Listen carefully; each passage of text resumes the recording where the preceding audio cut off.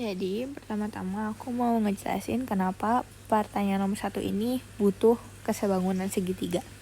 Jadi dilihat dulu dari soalnya, kalau set ini punya 2 tombol kan. Nah, kalau tombol pertama ditekan, maka seluruh air di dalam tangki akan keluar. Jadi logikanya itu kalau misalnya tombol pertama yang ditekan, otomatis satu kloset ini itu bakal keluar. Jadi semuanya ini bisa kita cari langsung pakai volume prisma trapesium, karena kan ini sisinya udah ketahuan ya, ini udah ketahuan semua, itu udah bisa cari tuh kalau yang tombol pertama. Tapi kalau tombol kedua yang ditekan, air dalam tangki itu akan keluar cuma sampai sejajar garis peki. Jadi berarti logikanya itu kalau tombol kedua yang dipencet, berarti air yang keluar dalam tangki itu cuma segini. Nah, ini bentuknya masih prisma trapesium kan? Tapi ini kita nggak tahu peki ini berapa, ya kan? Nah, disinilah kita harus pakai kesebangunan segitiga. Kenapa kita harus pakai kesebangunan segitiga? Karena kalau dilihat lagi, alas trapesiumnya ini bisa dibuat jadi ada segitiga gini kan? Nih. Nah, ini udah ketahuan nih, si ini berapa? 10 cm kan?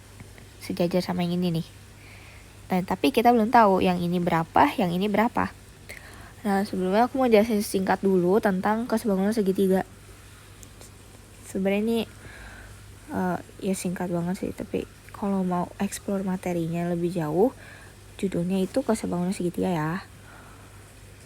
Nah, jadi di sini aku buat ada 2 segitiga.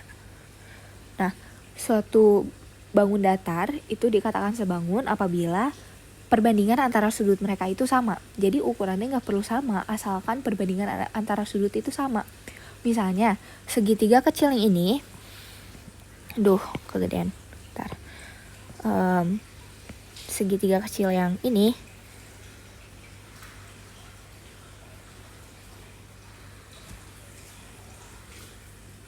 nih itu, jadi ini ada 2 segitiga kan, itu tadi segitiga kecil dan segitiga yang besar ini mencakup keseluruhannya. Ih, jelek banget, nggak suka.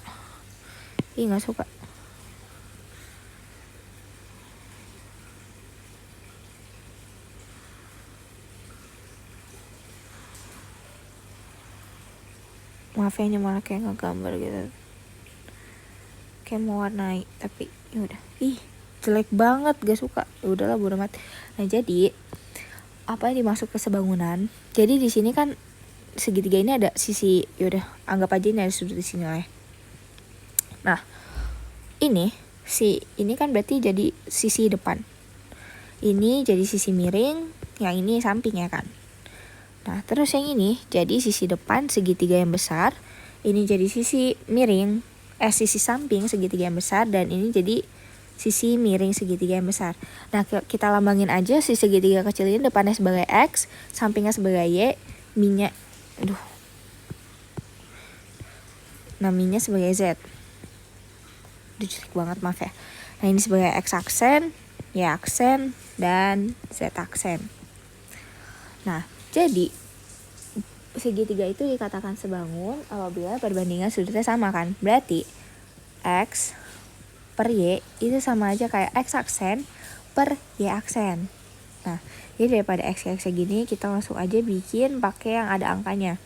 Misalnya di sini 3, di sininya 5, berarti sini 2, terus ininya 4, dan yang kita cari itu yang ini, si Y aksen yang itu. Nah, pakai rumus yang ini. X-nya tadi udah kita tahu, X-nya itu 3, X aksennya 5, Y-nya itu 4, Y aksen yang kita cari. Berarti ini 3X sama dengan 20. Aduh, jelek banget lagi. X sama dengan 20/3. Nah, pokoknya gitu konsep kesebangunan. Sederhananya kayak gitu. Nah, ini bisa nggak kalau pakai X per Z atau Z per Y? Bisa, asalkan perbandingannya itu sama, sesuai. Gitu. Maaf ya kalau agak ya gitu deh. Nah, jadi di sini kita pakailah konsep kesebangunan. Jadi ini kan ada segitiga kayak gini lah ya, aku bikinnya jadi nggak terbalik gitu. Jelek kali. gini, terus gini. Nah kita tahu tinggi yang sininya 10, tinggi seluruhnya 20. Terus terus yang kita tahu apa lagi nih? Udah ya. Ini kita tahu gak sih panjangnya? Oh, berarti di sini 5 sama 5 nih. Karena kan ini 20 cm ya sepanjang ini. Nah, kalau di sini udah 10, berarti di sini 5 sama 5. Nah, terus tuh berarti yang kita cari X-nya. Jadi 10 sama dengan 20 per X per 5. 50 sama dengan 20X, coret-coret, 2X sama dengan 5, X itu sama dengan 2,5. Berarti di sini 2,5, di sini 2,5, berarti panjang peki itu keseluruhannya 15 cm. Nah udah, kita tinggal pakai rumus prisma trapesium.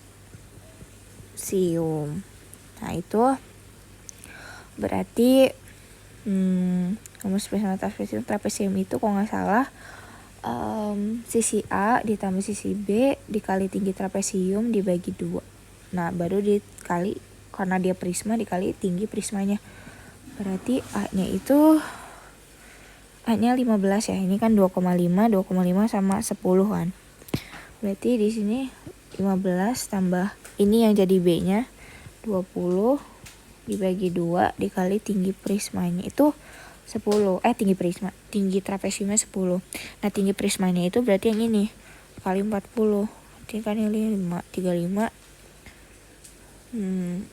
35 kali 5.